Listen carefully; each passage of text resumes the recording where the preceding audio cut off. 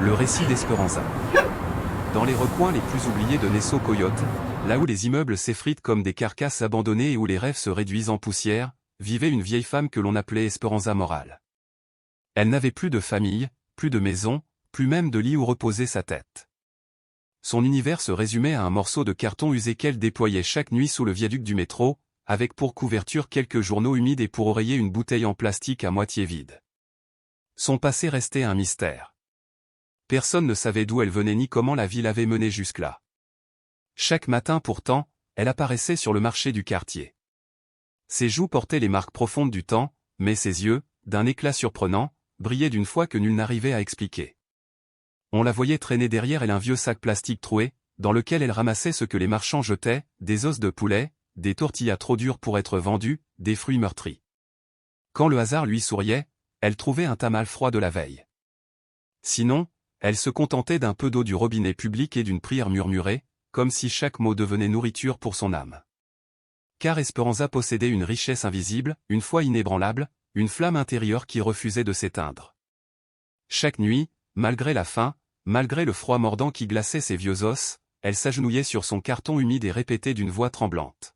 « Merci, petit Jésus, pour cette nouvelle journée. Je n'ai rien, mais en toi, j'ai tout. Si demain je ne me réveille pas, qu'alors ce soit dans tes bras. » Les habitants du quartier la surnommaient « la grand-mère au carton ». Elle transportait toujours son précieux morceau d'emballage sous le bras comme un trésor. Le matin, elle le repliait avec minutie, et le soir, elle l'étendait à nouveau sur l'asphalte. Pour elle, ce carton représentait plus qu'un abri, c'était le dernier vestige d'une dignité refusant de disparaître. Les passants n'étaient pas tendres. Certains marchands riaient en la voyant passer, le carton sous le bras et le sac en bandoulière. « Voilà la folle avec son lit en papier », lançait-il en éclatant de rire. D'autres détournaient simplement le regard, comme si elle était devenue invisible, confondue avec le décor urbain. Une fois, la patronne d'une échoppe, élégamment vêtue, lui avait jeté de l'eau sale au visage pour l'empêcher de s'approcher. « Dégage d'ici, sale clocharde, tu fais fuir mes clients. » Une autre nuit, un policier l'avait réveillée brutalement devant une pharmacie, la chassant à coups de matraque. « Circule. Ici ce n'est pas un hôtel. Tu encombres la voie publique. » Il l'avait poussée du bout de sa botte, sans égard, pendant qu'elle ramassait son carton de ses mains tremblantes. Mais Esperanza ne se rebellait jamais. Elle baissait la tête, esquissait parfois un sourire doux et murmurait. « Pardonne-leur, petit Jésus. Ils ne savent pas ce qu'ils font. Ils ont peur de voir en moi leur propre avenir. » Un matin glacial de décembre, alors que ses os semblaient transpercés par le vent, un chien errant affamé tenta de lui arracher l'os de poulet qu'elle venait de trouver dans une poubelle.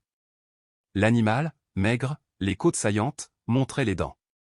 Mais Esperanza ne cria pas, ne lança pas de pierre. Elle le regarda avec douceur et, d'un geste lent, lui tendit l'os entier. « Tiens, mon garçon. Toi aussi tu as faim. » Le chien prit l'os et s'éloigna en courant. Elle, assise sur le sol, le ventre vide, priait encore. « Lui aussi est ta créature, Jésus. Je peux attendre un peu plus longtemps. » Ce geste anodin changea son destin. Un journaliste, venu faire un reportage sur l'insécurité du quartier, assista par hasard à la scène. Silencieux, il observa cette vieille femme offrir son seul repas à un chien. Il comprit que devant lui se jouait une histoire plus grande que toutes celles qu'il était venu chercher. Ce soir-là, fouillant les poubelles d'un supermarché, Esperanza trouva une vieille boîte à chaussures aplatie. Sur le couvercle, écrit au marqueur noir, apparaissait un message. « Celui qui donne sans avoir recevra sans compter. » Elle serra la boîte contre son cœur. Était-ce un signe? Elle choisit de le croire. Sous le viaduc, agenouillée sur son carton, elle pria plus ardemment que jamais. « Seigneur, je ne te demande pas d'argent, ni maison, ni vêtements. Je demande seulement un signe. Dis-moi que ma vie a eu un sens, que mes souffrances n'ont pas été vaines. » Cette nuit-là, le froid sembla moins cruel. Les lampadaires diffusaient une lumière plus douce. Et bien qu'elle n'eût ni pain, ni toit, Esperanza dormit comme si des mains invisibles avaient déposé sur elle une couverture de paix. Elle ignorait encore que le ciel s'apprêtait à lui répondre d'une manière qu'elle n'aurait jamais pu imaginer. Pourtant, Esperanza n'avait pas toujours vécu ainsi. Son histoire commença bien des années auparavant, dans un petit village du Michoacán, au cœur du Mexique. Elle était née dans une maison de torchis, au sol de terre battue, où le seul luxe était une vieille radio qui grésillait le dimanche. Ses parents, modestes paysans, travaillaient dès l'aube des terres qui ne leur appartenaient pas, rêvant du jour où ils pourraient acheter leur propre parcelle. Enfant, Esperanza grandit entre l'odeur du maïs écrasé pour les tortillas et les prières ferventes de sa mère, une femme frêle mais d'une force intérieure immense. Elle lui répétait: Dieu n'abandonne jamais ses enfants, ma fille.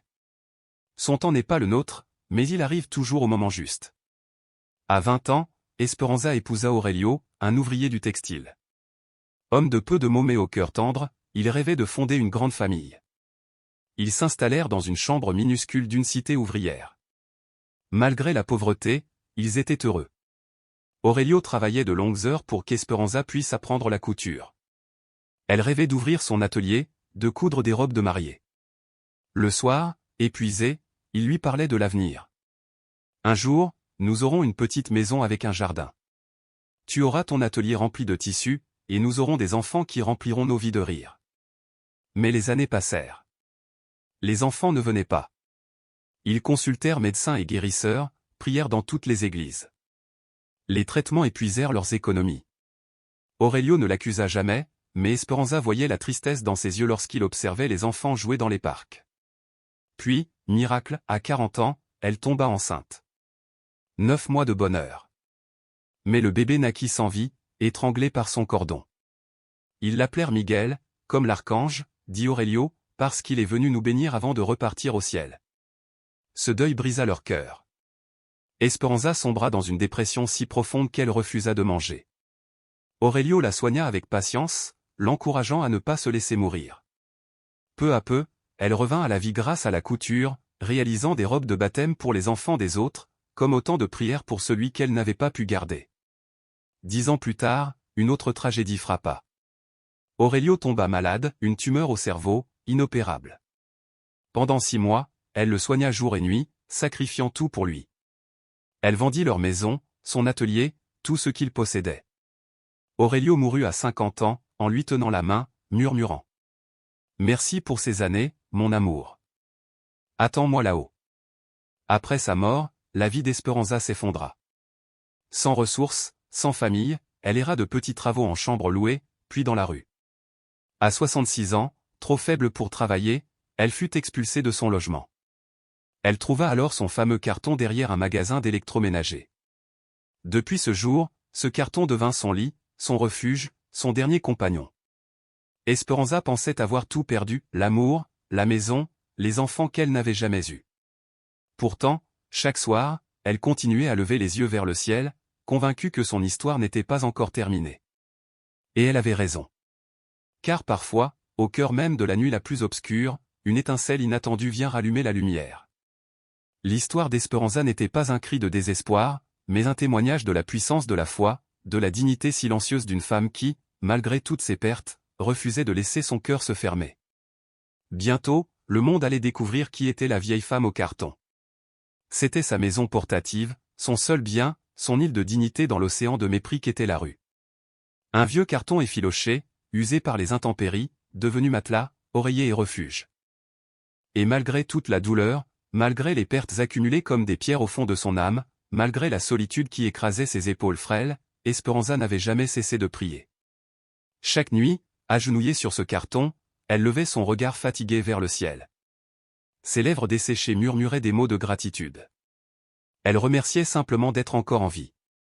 Elle priait pour les passants qu'elle avait croisés dans la journée, pour les enfants qui l'avaient regardée avec curiosité, pour les commerçants qui parfois lui offraient une pomme un peu abîmée. Elle priait pour les indifférents comme pour les cruels.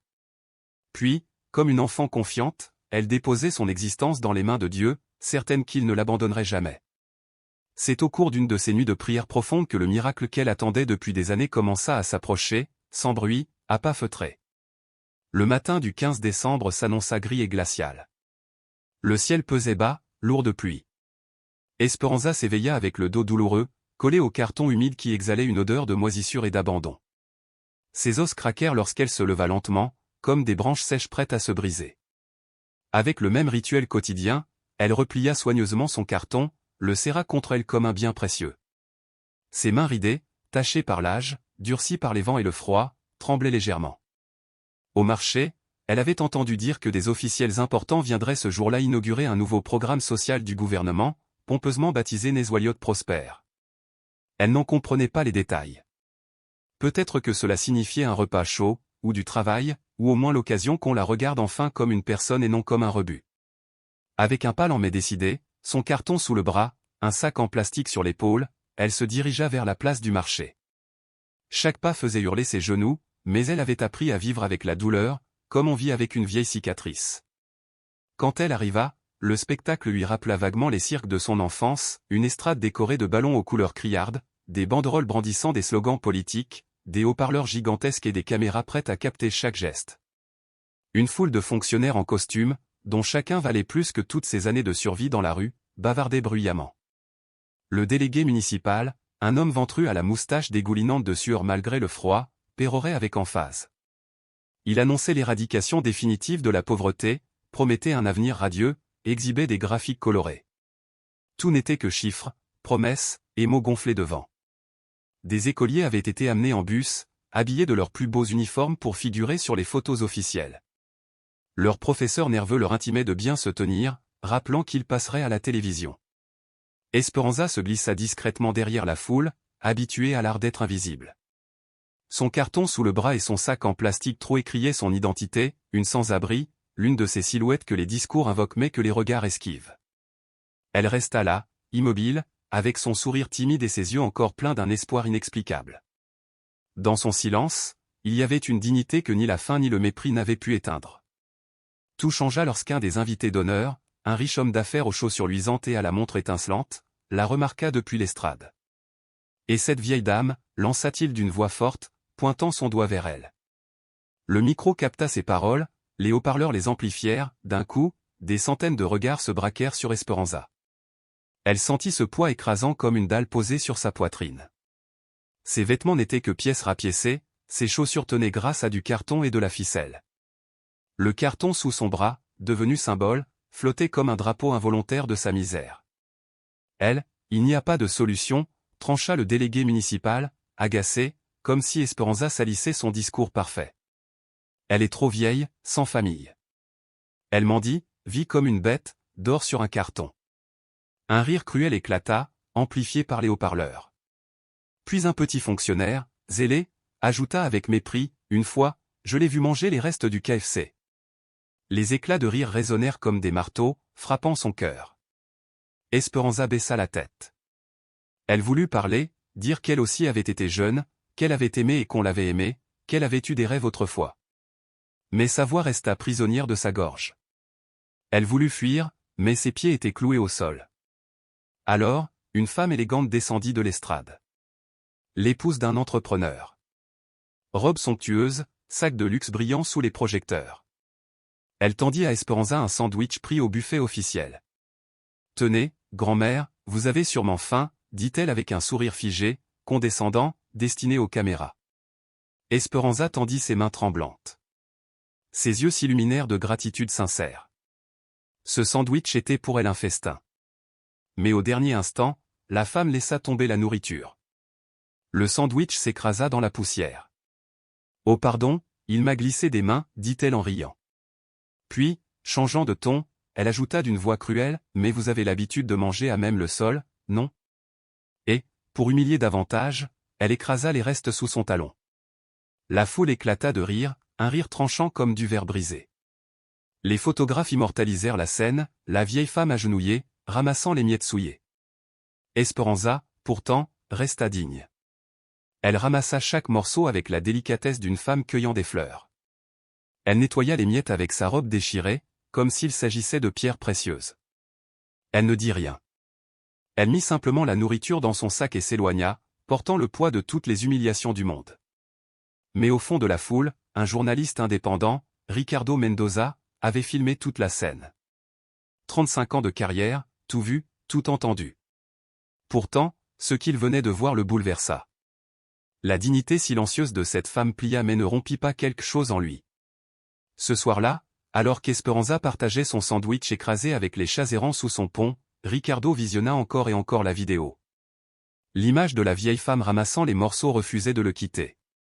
Sans le savoir, Esperanza avait trouvé l'âme prête à déclencher son miracle. Cette nuit-là, la pluie se déchaîna sur la ville, comme si le ciel lui-même pleurait l'injustice. Trempée, frigorifiée, Esperanza dormit serrée contre son carton imbibé d'eau. Mais dans son rêve, sa mère disparue depuis 40 ans vint lui caresser les cheveux. « Tiens bon, ma fille. Dieu n'oublie jamais ceux qui aiment sans condition. » À l'aube, Esperanza se leva avec une paix étrange. Elle rangea son carton et reprit son chemin. Mais ce jour ne serait pas comme les autres. Au coin d'une rue, elle aperçut une jeune femme assise à même le sol, un bébé famélique dans les bras. L'enfant pleurait faiblement, épuisé par la faim. La mère, en larmes silencieuses, semblait au bout du désespoir. « Ça va, ma petite ?» demanda Esperanza d'une voix rauque mais douce. « Je n'ai plus de lait. Je n'ai pas mangé depuis 2 jours. Mon bébé meurt, » murmura la jeune femme. Esperanza sentit son cœur se briser. Dans son sac restaient les morceaux du sandwich piétiné. Son seul repas. Ses mains tremblaient de faiblesse. Mais elle se souvint des paroles de sa mère, « Si quelqu'un a plus besoin que toi, donne-lui, et Jésus fera le reste. » Alors, avec un sourire lumineux, elle tendit la nourriture à la jeune femme. « Tiens, ma petite. Ce n'est pas grand-chose, mais cela te donnera la force de nourrir ton enfant. » La jeune femme éclata en sanglots de gratitude. Elle mangea lentement, et bientôt, le lait revint. Le bébé s'accrocha à son sein avec l'instinct de survie. Esperanza, les larmes aux yeux, vit la vie revenir dans ces 2 êtres. « Comment vous remercier ?» balbutia la mère. « Tu ne me dois rien. Promets seulement que, quand tu auras un peu plus, tu partageras avec quelqu'un qui a moins. L'amour de Dieu est un cercle. » Avant de partir, la jeune femme lui rendit un petit morceau de pain. « Partager avec vous, c'est partager avec un ange. » Esperanza rougit et s'éloigna. Elle n'avait rien gagné de matériel ce jour-là. Mais dans l'invisible, une semence venait d'éclore, l'amour qu'elle avait offert allait se multiplier.